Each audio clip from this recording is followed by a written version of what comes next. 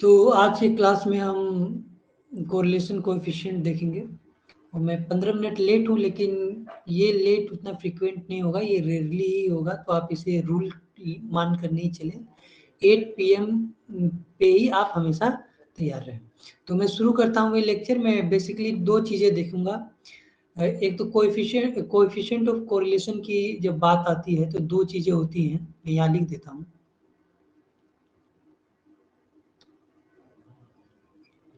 Coefficient of correlation,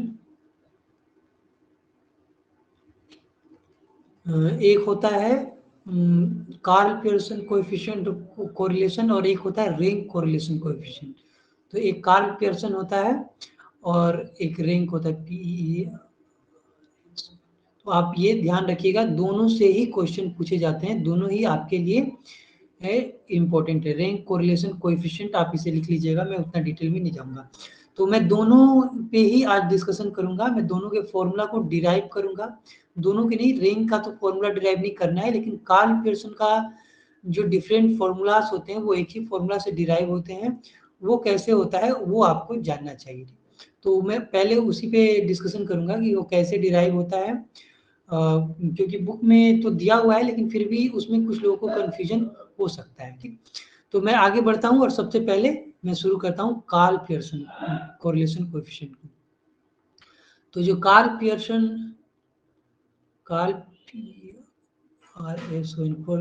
correlation coefficient है, इसका जो बेसिक फॉर्मूला होता है, जिस फॉर्मूला से सब चीज हम डिराइव करते हैं, वो होता है आर, जो कि कोरिलेशन कोएफिशिएंट का सिंबल है आर, मतलब कार्ल पियर्सन कोरिलेशन कोएफिशिएंट का सिंबल आर है। और रैंक कोरिलेशन का आर देखिए इस तरह डॉट होता है, तो ये भी आप ध्यान रखिएगा कि आर, ये कोट्सोनिस की बुक में ऐसा दिया हुआ है इसलिए मैं बता रहा हूँ। कुछ और भी सिंबल यूज हो सकता है, लेकिन कुछ डिफ्रेंसिएशन तो होगा ही। अब मैं आता हूँ इसके इसका जो सबसे बेसिक फॉर्मूला है वो होता है कि आपका ऊपर कोवेरियंस होता है, यानी covariance between x and y. अब यहाँ कोई भी वेरिएबल हो सकता है, यहाँ मैं एक्स और वाई को लेकर चल रहा हूँ, क्योंकि कोरिलेशन कोएफिशिएंट क्या होता है, हमेशा दो वेरिएबल को लेकर ही होता है और वो लीनियर रिलेशन को दिखाता है। अभी मैं उस पर और डिटेल में थोड़ा बात करूंगा, फिलहाल मैं फॉर्मूला पे थोड़ा चर्चा कर लूँ। अब यहाँ कोवेरियंस हो गया और उसके बाद होता है स्टैंडर्ड डेविएशन ऑफ एक्स, और उसे हम मल्टीप्लाई करते हैं स्टैंडर्ड डेविएशन ऑफ वाई से। तो ये बेसिक फॉर्मूला है कोरिलेशन कोएफिशिएंट का। अब इसी से बाकी सारे फॉर्मूला डिराइव किए जाते हैं। अब जैसे किसी कोई डेटा सेट है, आपको कोवेरियंस पता है उसका और स्टैंडर्ड डेविएशन पता है एक्स और वाई का, तो आप कोरिलेशन कोएफिशिएंट आसानी से निकाल सकते हैं। लेकिन हमेशा ये आपको पता नहीं होता है, तो उसके लिए अलग अलग फॉर्मूला होते हैं, उसका आप यूज करके डायरेक्ट अपने अपने कोरिलेशन कोएफिशिएंट आप निकाल सकते हैं। तो उसी फॉर्मूला को डिराइव करेंगे हम। लेकिन इससे पहले और एक चीज, थोड़ा सा कंसेप्ट आप समझ लें कोरिलेशन कोएफिशिएंट का, आपको पता होगा लेकिन फिर भी मैं बता देता हूँ। कोरिलेशन कोएफिशिएंट का मतलब यही होता है, basically Karl Pearson correlation coefficient की मैं बात कर रहा हूँ। यहाँ आप y दीजिए तो ज़्यादा सही रहेगा, और यहाँ x। अब जैसे y और x के डेटा सेट को जब आप उसके पॉइंट्स को इस पे रखिएगा किसी भी 2 डायमेंशनल प्लॉट में, तो बहुत सारे पैटर्न बन सकते हैं। पैटर्न इस तरह से हो सकते हैं जैसा कि मैं यहाँ पे आपको दिखा रहा हूँ, या फिर पैटर्न इस तरह से भी हो सकते हैं, जैसे कि इस तरह से भी हो सकते हैं। यानी कि आप दोनों के पॉइंट को जब आप लोड कीजिएगा तो इस तरह से भी पैटर्न बन सकते हैं। तो ये अलग अलग पैटर्न बनेंगे, तो इसी को हम न्यूमेरिकल वैल्यू के थ्रू प्रेजेंट करते हैं आर से, यानी कोरिलेशन कोएफिशिएंट। या फिर ऐसा भी हो सकता है कि कोई पैटर्न ही ना बने, ठीक, इस तरह से हो जाए, इस तरह से कुछ हो जाए, यानी कोई पार्टिकुलर पैटर्न ना बने, जैसे तैसे ये रहे, ठीक। और ये तो एक स्ट्रेट आप देख रहे हैं, ये भी थोड़ा स्ट्रेट ही है, लेकिन पैटर्न क्या हो सकता है, स्ट्रेट नहीं भी हो सकता है कुछ इस तरह का पैटर्न आपको दिखाई दे। तो ये जो स्ट्रेट जो पैटर्न बनता है ये होता है लीनियर, ये लीनियर होता है। ये बहुत ही बेसिक है, ये आपको पता होगा, ये भी लीनियर है, क्योंकि ये भी अगर स्ट्रेट होगा तो ये भी लीनियर है। और स्ट्रेट नहीं होगा, इस तरह से कर्व टाइप का हो जाएगा, तो ये हो जाएगा नॉन लीनियर, नॉन लीनियर। और ये क्या हो जाएगा, नो रिलेशन, यानी कि ये भी नॉन लीनियर ही है, लेकिन यहाँ कोई पार्टिकुलर पैटर्न बनता हुआ नहीं दिख रहा है तो ये नो रिलेशनशिप हो जाएगा, यानी कि एक्स और वाई के बीच कोई रिलेशनशिप नहीं है। अब यहाँ ये भी समझना है कि रिलेशनशिप की जब हम बात करते हैं तो उसका मतलब क्या होता है कि क्या रिलेशनशिप हम खोज रहे हैं। हम रिलेशनशिप ये खोजते हैं कार्ल पियर्सन कोरिलेशन कोएफिशिएंट के कॉन्टेक्स्ट में कि x बढ़ रहा है, अगर x बढ़ रहा है तो y क्या हो रहा है। ऐसा हो सकता है कि x बढ़ रहा है तो y भी बढ़ रहा होगा, इसका मतलब दोनों में एक रिलेशन है, पॉजिटिव रिलेशन है। x बढ़ रहा है तो y भी बढ़ रहा है। या फिर ऐसा हो सकता है कि x बढ़ता है तो y घटता है, जितना ज्यादा x होगा उतना कम y होता चला जाएगा, तो ये एक निगेटिव रिलेशनशिप है। तो इसी रिलेशनशिप को हम देखते हैं वेरिएबल्स में, यानी कि दो वेरिएबल्स होते हैं उसी के बीच क्या रिलेशनशिप है कि x बढ़ने से y में क्या इफेक्ट होता है वो हम देखते हैं। तो उसी को हम कार्ल पियर्सन कोरिलेशन कोएफिशिएंट के थ्रू देखते हैं और उसका एक न्यूमेरिकल एस्टीमेट निकालते हैं। और उसी तरह अगर x के बढ़ने से y घटने लगे, कभी बढ़ने लगे, तो हम क्या कहेंगे कि कोई पैटर्न नहीं बनेगा, ये हो जाएगा नो रिलेशन, यानी x y से किसी तरह रिलेटेड नहीं है। तो ये इसी को हम रिलेशनशिप कहते हैं कि यही रिलेशनशिप हम कोरिलेशन कोएफिशिएंट की मदद से खोजते हैं। तो ये इसका फॉर्मूला होता है और ये एक न्यूमेरिकल एस्टीमेट देता है जो -1 से लेकर यहाँ नहीं, मैं यहाँ लिखता हूँ, जो -1 से लेकर +1 के बीच होता है। अब +1 होने का मतलब क्या होता है कि रिलेशनशिप बिल्कुल परफेक्ट है, यानी कि जितना x बढ़ेगा उतना y भी बढ़ेगा और सॉरी घटेगा। यहाँ -1 है मतलब कि घटेगा, जितना x घटेगा उतना ही जितना x बढ़ेगा उतना y घट जाएगा और जितना x घटेगा उतना y बढ़ जाएगा। और उसी तरह जब ये पॉजिटिव होगा +1 अगर हमें कोएफिशिएंट मिलता है तो उसका मतलब है जितना x बढ़ेगा उतना y भी बढ़ जाएगा और जितना x घटेगा उतना y भी घट जाएगा। तो ये परफेक्ट रिलेशनशिप हो गया। लेकिन रिलेशनशिप जनरली इन दोनों के बीच में होता है, यानी कि x के बढ़ने से y बढ़ या घट सकता है, लेकिन वो एग्जैक्टली जितना x बढ़ा है उतना y भी बढ़े, यानी कि जितना परसेंट x बढ़ा है उतना परसेंट y भी बढ़ जाए, इतना कोई जरूरी नहीं है। लेकिन ये हो सकता है कि x बढ़ेगा तो y जरूर बढ़ेगा, तो वो पॉजिटिव रिलेशनशिप हो जाएगा, और x बढ़ेगा y जरूर घटेगा तो नेगेटिव हो जाएगा। अब जरूरी नहीं है कि जितना x बढ़े उतना ही y बढ़े या घटे, तो हमेशा जो वैल्यू होगी आपके -1 या +1 के बीच में ही आएगी। और अगर जीरो वैल्यू आती है तो इसका मतलब कोई रिलेशनशिप ही एग्जिस्ट नहीं करता है। तो ये कंसेप्ट हो गया। अब हम चलते हैं इसके फॉर्मूला के डिराइवेशन पे। अब जैसा कि मैंने आपको बताया कि जो बेसिक फॉर्मूला होता है वो होता है कि ये कोवेरियंस होता है x और y के बीच, और उसे हम डिवाइड करते हैं स्टैंडर्ड डेविएशन ऑफ x और स्टैंडर्ड डेविएशन ऑफ y से। अब देखिए कि कोवेरियंस का जो फॉर्मूला होता है उसे हम पहले देख लेते हैं। कोवेरियंस का जो फॉर्मूला होता है, यानी कि आपको x और y के बीच अगर कोवेरियंस निकालना हो तो आप उसके लिए क्या फॉर्मूला का यूज करते हैं।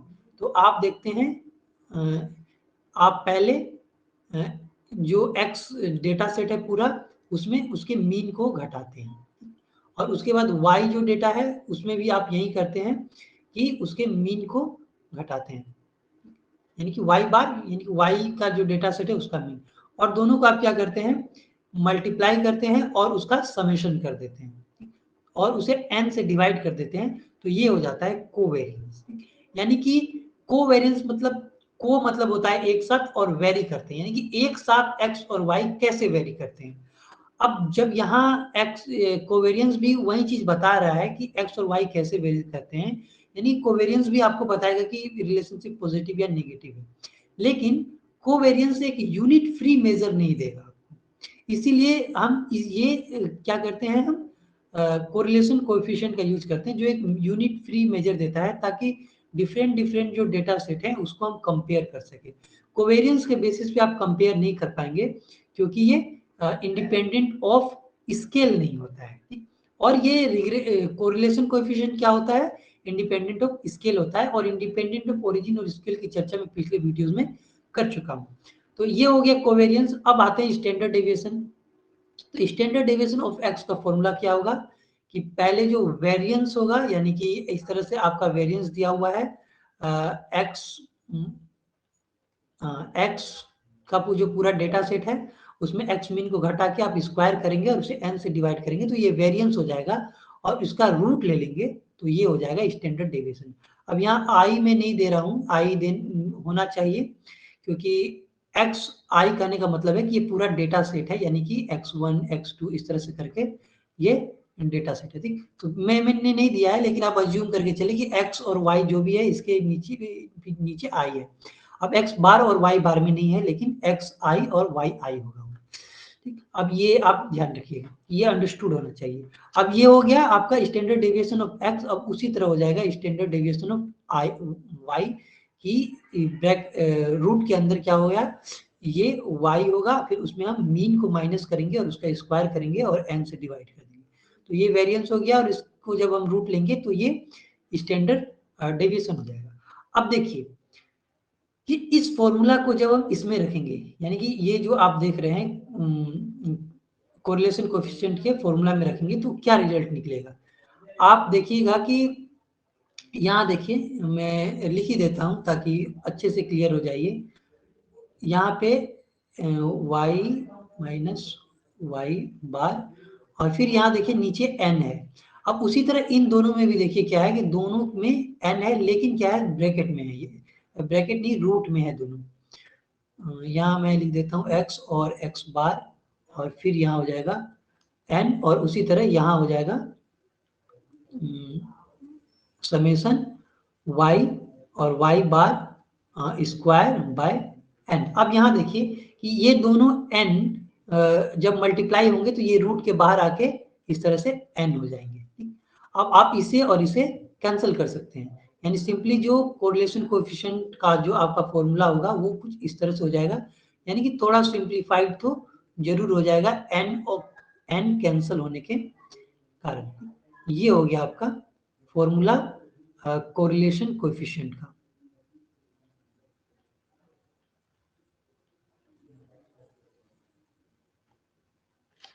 सॉरी यहाँ पे स्क्वायर होगा, ध्यान रखिएगा।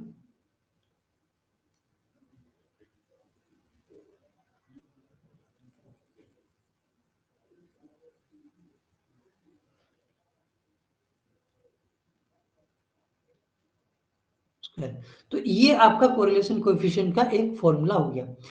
अब इसमें क्या होगा कि इसमें आपको मीन निकालना पड़ेगा और फिर मीन से डेविएशन निकाल के आप कोरिलेशन कोएफिशिएंट कैलकुलेट कर सकते हैं। अब इसको थोड़ा शॉर्ट फॉर्म में कैसे लिखा जाता है कि जैसे आप मान लीजिए कि सॉरी मैं इसे मिटा देता हूँ, मुझे ये नहीं लिखना था कि आप मान लीजिए कि x माइनस x bar is equal to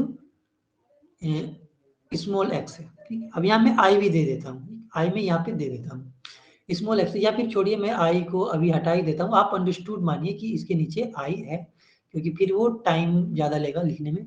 अब उसी तरह मैं मान लेता हूँ कि y माइनस y bar is equal to y होगा।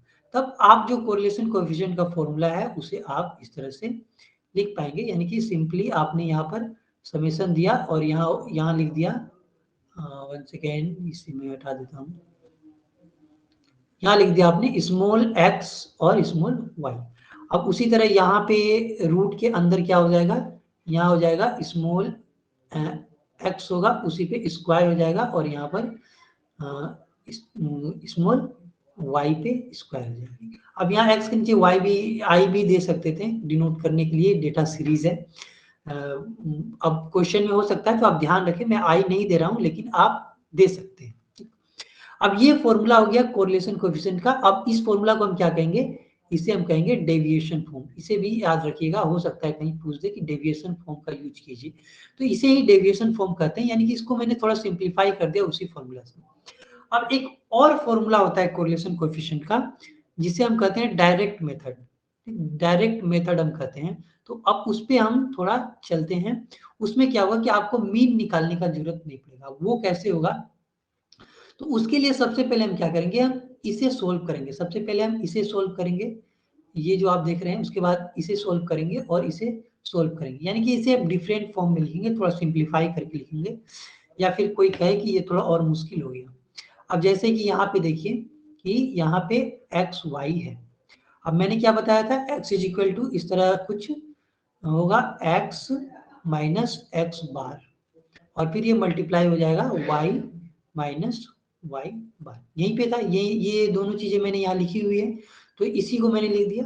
तो अब आप इसे थोड़ा सॉल्व करें, तो जब आप इसे सॉल्व करेंगे तो ये थोड़ा कुछ इस तरह से हो जाएगा कि यहाँ हो जाएगा, ये समेशन मार्क यहीं रहने दे और हम इसे मल्टीप्लाई करेंगे, x और y को मल्टीप्लाई करेंगे तो ये x y हो जाएगा, और फिर जब x और y बार को मल्टीप्लाई करेंगे तो ये माइनस, हम y बार पहले लिखते हैं क्योंकि ये मीन है तो ये कांस्टेंट होगा, और उसके बाद हम लिखते हैं यहाँ पर x।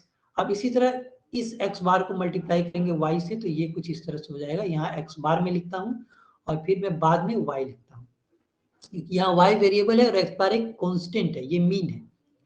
अब फिर इसी तरह x बार को आप y बार से मल्टीप्लाई कीजिएगा तो ये क्या हो जाएगा, प्लस x बार और y बार। अब इसे हम क्या करेंगे, इस समेशन से सबको मल्टीप्लाई करेंगे, तो यहीं पे कुछ लोग कंफ्यूज हो जाते हैं। अब जैसे देखिए, जब हम समेशन से वेरिएबल को मल्टीप्लाई करते हैं तो उसमें क्या होता है, सिंपली समेशन ऐड हो जाता है। लेकिन जब हम कांस्टेंट को मल्टीप्लाई करते हैं, अब यहाँ देखिए, यहाँ भी एक कांस्टेंट है लेकिन एक वेरिएबल भी है, तो इस समेशन इसके साथ लगेगा, वेरिएबल के साथ लगेगा, और यहाँ भी यही सिचुएशन होगा कि समेशन जो है इसके साथ लगेगा, इस वेरिएबल के साथ। लेकिन यहाँ पे देखिए दोनों कांस्टेंट है, तो ऐसे सिचुएशन में क्या होगा, समेशन n हो जाएगा, यानी समेशन इज इक्वल जो है n बन जाएगा, और यहाँ पे ये इसी तरह x बार और y बार रहेगा। तो इस तरह से हमने समेशन ऑपरेटर को सोल्व कर दिया। अब इसे हम एक चीज और करते हैं इसमें, कि आप देखिए कि यहाँ x और y है, तो ये जो y बार है, तो y बार का फॉर्मूला क्या होता है, मीन का फॉर्मूला क्या होता है, summation of x i y और बाय एन।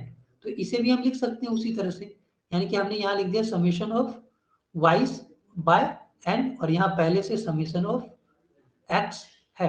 अब उसी तरह यहाँ भी एक्स बार को भी हम उसी तरह लिख सकते हैं, summation of X by N, और फिर यहाँ पे हम लिख सकते हैं समेशन ऑफ वाई जो भी पहले से है। अब उसी तरह हम यहाँ भी कर सकते हैं, हम यहाँ लिख सकते हैं summation of X by N, summation of Y by N.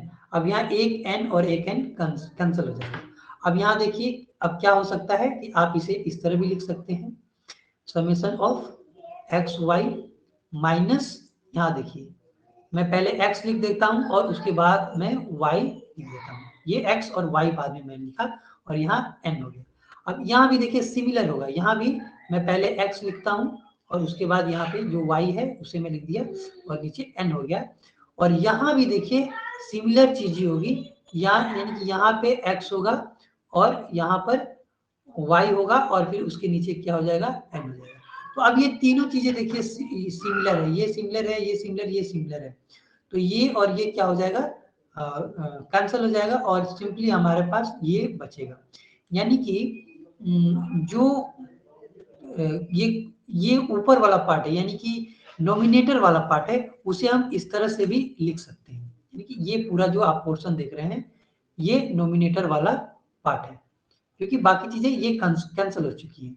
अब उसी तरह हम इन दोनों को सोल्व कर सकते हैं, यानी कि एक्स आई स्क्वायर को, समेशन एक्स आई स्क्वायर को और समेशन वाई आई स्क्वायर को, उसे भी करके देखते हैं। अब यहाँ देखिए हमारे पास है समेशन एक्स आई स्क्वायर, अभी मैं इसके रूट को नहीं ले रहा हूँ, तो इसे भी आप कैसे लिखेंगे, आप इसे ऐसे लिखेंगे एक्स माइनस एक्स बार और स्क्वायर, और फिर उसके बाद देखिए इसे हम सोल्व करेंगे तो ये कुछ इस तरह से हो जाएगा, समेशन फिर यहाँ पे हो जाएगा एक्स स्क्वायर माइनस 2x बार और फिर यहाँ पे x हो जाएगा। ये आप जानते हैं a माइनस बी का होल स्क्वायर का जो फॉर्मूला है आपने पढ़ा होगा, बहुत पढ़ा होगा, अगर नहीं पढ़ा है तो ये बड़ी और अनफॉर्चुनेट बात है कि आपने अभी तक नहीं पढ़ा है। तो ये इस तरह से कुछ हो जाएगा, इस तरह से हम लिख सकते हैं इसे। अब फिर से मैं समेशन को क्या करूंगा, इन सबसे मल्टीप्लाई करूंगा, तो ये वेरिएबल है तो यहाँ कोई चेंज नहीं होगा, यहाँ भी एक वेरिएबल है तो यहाँ भी कुछ नहीं होगा, यहाँ भी उसी तरह से हो जाएगा, समेशन ऑपरेटर यहाँ पे लग जाएगा। और फिर यहाँ पे देखिए ये कांस्टेंट है, यहाँ पे कोई वेरिएबल नहीं है तो समेशन क्या हो जाएगा, n बन जाएगा और यहाँ पे हो जाएगा इस तरह से। अब यहाँ पे देखिए पहले की तरह हम ही करेंगे, यहाँ एक्स स्क्वायर को हम छोड़ देते हैं और यहाँ पे क्या हो जाएगा कि 2 into summation X by N हो जाएगा और फिर यहाँ पहले से समेशन एक्स है।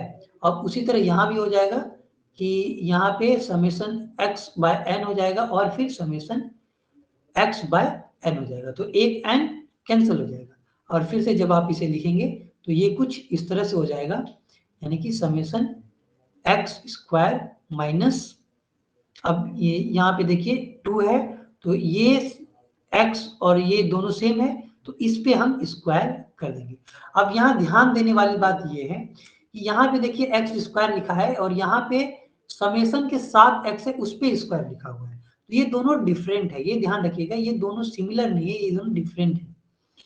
अब उसी तरह यहाँ पे क्या होगा, यहाँ पे भी हो जाएगा x पर स्क्वायर और फिर यहाँ पे हो जाएगा n, यहाँ 2 है तो 2x summation X square by N plus में जो प्लस होगा तो ये माइनस हो जाएगा और यहाँ 1 हो जाएगा, यानी कि आप सिंपली इस तरह से लिख सकते हैं, यहाँ एक्स स्क्वायर है और यहाँ हो जाएगा minus X square by N. अब ये सिंपली 2 है, इसमें से ये वाला माइनस हो गया पोर्शन तो सिंपली 1 बचा यहाँ पे, तो ये हो गया आपका डिनोमिनेटर का पार्ट। और इसी तरह से आप क्या करेंगे, y को भी सोल्व करेंगे। तो अब ये अभी मैं यहाँ y को सोल्व नहीं करूंगा, मैं सिंपली बस कंक्लूजन लिख दूंगा कि y भी इसी तरह से करके सोल्व होगा। तो यहाँ पे भी क्या होगा आपका, इस तरह से कुछ आएगा, summation y square minus summation y पे समेशन y पे होल स्क्वायर और फिर यहाँ पे n हो जाएगा। अब इस तरह से हो जाएगा। अब यहाँ एक चीज और देखिएगा आप कि आप पीछे चलिए थोड़ा, तो यहाँ पे देखिए कि इस चीज को, यानी कि ये वाला जो पोर्शन है इसे आप इस तरह से भी लिख सकते हैं, मैं यहाँ पे दिखा देता हूँ। यहाँ पे आप n को एलसीएम ले लें तो ये कुछ इस तरह से हो जाएगा, यहाँ n हो जाएगा और यहाँ पे हो जाएगा n x y और यहाँ ज्यों का त्यों रह जाएगा क्योंकि इसके नीचे तो n है ही, तो यहाँ सिंपली क्या हो जाएगा x और यहाँ पे हो जाएगा y। अब यहाँ देखिएगा ये भी डिफरेंस है, यहाँ पे एक्स वाई मल्टीप्लाइड है, यहाँ समेशन एक्स और समेशन वाई मल्टीप्लाइड है, तो ये दोनों डिफरेंट चीज हैं। तो इस तरह से ये हो जाएगा यहाँ पे और उसी तरह से आप यहाँ पे आइए तो इसमें भी, इसे भी जब आप सोल्व कीजिएगा तो यहाँ पे हो जाएगा n समेशन एक्स पे स्क्वायर फिर माइनस समेशन एक्स पर होल स्क्वायर, यानी कि समेशन पर भी स्क्वायर हो जाएगा, यहाँ सिर्फ एक्स पर स्क्वायर था और नीचे हो जाएगा n। अब इसी तरह y में भी हो जाएगा, यानी कि इसे भी आप कुछ उसी तरह से लिखेंगे, यहाँ n हो जाएगा और यहाँ पे हो जाएगा y square minus summation y पर होल स्क्वायर बाय n। अब इन सब चीजों को हम क्या करेंगे, फॉर्मूला में रख देंगे, यानी कि जो हमारा फॉर्मूला था ये वाला, इसी में हम अपने सारे कंक्लूजन को रख देंगे। तो देखिए क्या आता है, तो ये r है और यहाँ पे हमने देखा था क्या था, डेविएशन फॉर्म में इस तरह से एक्स वाई था और फिर यहाँ पे एक्स पर स्क्वायर था और फिर रूट था और फिर यहाँ पर समेशन वाई पर स्क्वायर और रूट है, इस तरह से। अब जब आप इसमें जो हमने पिछले स्लाइड्स में निकाला कंक्लूजन, उसी को हम यहाँ पे इस फॉर्मूला में रख देंगे। तो क्या हो जाएगा, ये कुछ इस तरह से हो जाएगा कि सबसे पहले ये वाला पार्ट हमने सोल्व किया था तो हमारे पास कुछ इस तरह से आया था n x y फिर माइनस समेशन x और समेशन y और फिर यहाँ आया था बाय n। अब उसी तरह से इसको जब हमने सोल्व किया था तो हमारे पास आया था, जो कुछ भी आया था उसे हम रूट में लिखेंगे, हमारे पास आया था n समेशन एक्स पर स्क्वायर माइनस समेशन एक्स पर होल स्क्वायर बाय एन आया था। अब उसी तरह y को सॉल्व करने के बाद हमारे पास क्या आया था, हमारे पास आया था n समेशन y पर स्क्वायर फिर माइनस समेशन y पर होल स्क्वायर बाय n। अब इसी तरह से आया था। अब देखिए कि इन दोनों n को हम मल्टीप्लाई करेंगे तो ये दोनों क्या होंगे, रूट से बाहर निकल जाएंगे, यहाँ आ जाएंगे और ये दोनों कैंसिल हो जाएंगे। तो अब हमारा जो फॉर्मूला निकला वो क्या बचा है, ये हो गया r इज इक्वल टू, हो सकता है लिखने में थोड़ा टाइम लग जाए, एक्स वाई फिर माइनस यहाँ पे हो जाएगा समेशन एक्स और समेशन वाई, और उसके बाद यहाँ पे नीचे ये दोनों हो जाएंगे, यानी कि ये रूट के अंदर ही रहेंगे, अभी भी रूट के बाहर नहीं निकलेंगे ये, और यहाँ पे हो जाएगा एन एक्स पर स्क्वायर और फिर माइनस माइनस समेशन एक्स पर होल स्क्वायर। अब ये रूट के अंदर है, ये ध्यान रखिएगा। इसी तरह y में भी हो जाएगा, आई थिंक यहाँ स्पेस ना बचे तो मैं छोटा छोटा लिख देता हूँ, समेशन y पे स्क्वायर फिर माइनस समेशन y पे होल स्क्वायर, यहाँ ध्यान रखिएगा यहाँ माइनस है, ठीक। तो इस तरह से आपका फॉर्मूला निकला। तो ये डायरेक्ट मेथड है। अब यहाँ आप देख सकते हैं कि यहाँ आपको कहीं भी मीन निकालने की जरूरत नहीं है।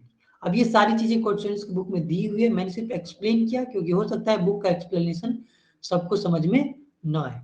तो ये भी क्या है, हमारा कोरिलेशन कोएफिशिएंट का फॉर्मूला। तो अब ये तीनों फॉर्मूला में किसी तरह से भी क्वेश्चन पूछे जा सकते हैं, तो आपको याद रखना है कि कब कौन सा फॉर्मूला अप्लाई होगा, किस तरह से क्वेश्चन पूछा गया है, किस तरह का आपके पास डेटा दिया गया है, उस पर डिपेंड करता है। अब इसे न्यूमेरिकल्स मैंने सोल्व किए हुए हैं, आप यूट्यूब पे देख सकते हैं किसी भी प्लेलिस्ट में, इकोनोमेट्रिक्स से रिलेटेड प्लेलिस्ट में, या फिर मैं फिर से कुछ वीडियो अपलोड करूंगा इसके न्यूमेरिकल एग्जाम्पल्स पे। अब हम लास्ट चीज देख लेते हैं, रैंक कोरिलेशन कोएफिशिएंट, जो कि बहुत ही सिंपल है। रैंक को रिलेशन कोएफिशिएंट,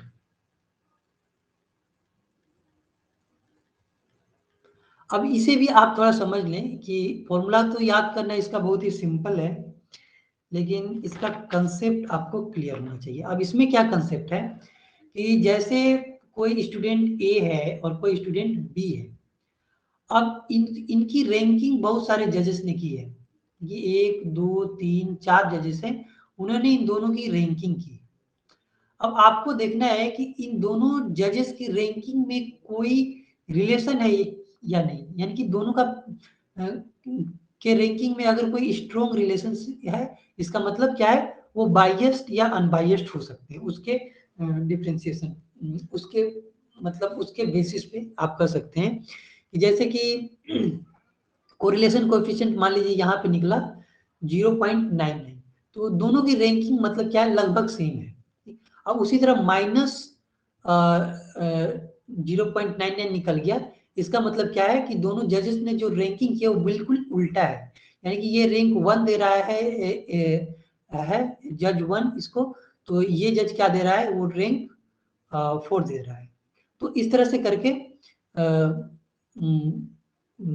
आप रैंकिंग को मतलब सभी जजेस की रैंकिंग में क्या डिफरेंस है उसे देख सकते हैं। सॉरी, मैंने यहाँ कुछ गलती कर दी है, ये स्टूडेंट होगा, यानी कि डिफरेंट स्टूडेंट हैं और ए और बी जज हैं और इन्होंने रैंकिंग की है अलग अलग स्टूडेंट की, तो हम देखेंगे कि दोनों जजेस की रैंकिंग में क्या डिफरेंस, क्या रिलेशन है, तो उससे ही हम रैंक कोरिलेशन कोएफिशिएंट से सोल्व करते हैं। तो अब इसमें हम क्या करते हैं, इसमें हम फॉर्मूला यूज करते हैं, आर प्राइम यहाँ लिखिए और फिर यहाँ 1 माइनस 6, और ये सिंपल है इसीलिए मैं इसके बहुत डिटेल में नहीं जा रहा हूँ, बुक्स में आपको न्यूमेरिकल एग्जांपल्स के साथ दिए हुए हैं, तो आप वहाँ इसे सोल्व कर लेंगे, एन स्क्वायर माइनस 1। अब यहाँ पे देखिए इसमें क्या करना है, सिंपली डी को आपको समझना है, एन तो आपको पता है नंबर ऑफ ऑब्जर्वेशन होते हैं, डी का मतलब होता है कि इन दोनों जजेस ने जो रैंकिंग की है उनके बीच डिफरेंस क्या है, और उसी का स्क्वायर हम निकालते हैं, जो भी डिफरेंस है, जैसे जो भी डिफरेंस हो यहाँ पे स्क्वायर निकालते हैं और उसका समेशन कर देते हैं, उसको 6 से मल्टीप्लाई कर देते हैं, उसके बाद इसे सोल्व करने के बाद 1 से माइनस करते हैं, जो भी हमारा निकलता है वो क्या होता है, वो रैंक कोरिलेशन कोएफिशिएंट होता है।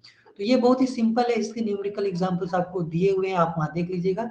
अगर फिर भी आपको कोई कंफ्यूजन है इससे रिलेटेड तो आप मुझे ज़रूर बताइएगा, मैं क्लेरिफाई करने की कोशिश करूँगा न्यूमेरिकल एग्जांपल के साथ। तो आज के लिए इतना ही रहने देते हैं। नेक्स्ट लेक्चर में हम क्या देखेंगे, हम रिग्रेशन देखेंगे। हम रिग्रेशन कोएफिशिएंट देखेंगे। रिग्रेशन तो बहुत डिटेल से पढ़ना है, लेकिन पहले हम रिग्रेशन कोएफिशिएंट देखेंगे, क्योंकि हमें बाद में डिराइव करना है कि रिग्रेशन कोएफिशिएंट जो है उनका कोरिलेशन कोएफिशिएंट के साथ क्या रिलेशन है। और उससे काफ़ी फ्रीक्वेंटली क्वेश्चन पूछे जाते हैं, नेट में भी पूछे जाते हैं, डीपीआर में भी पूछे जाते हैं और आईईएस में भी पूछे जाते हैं।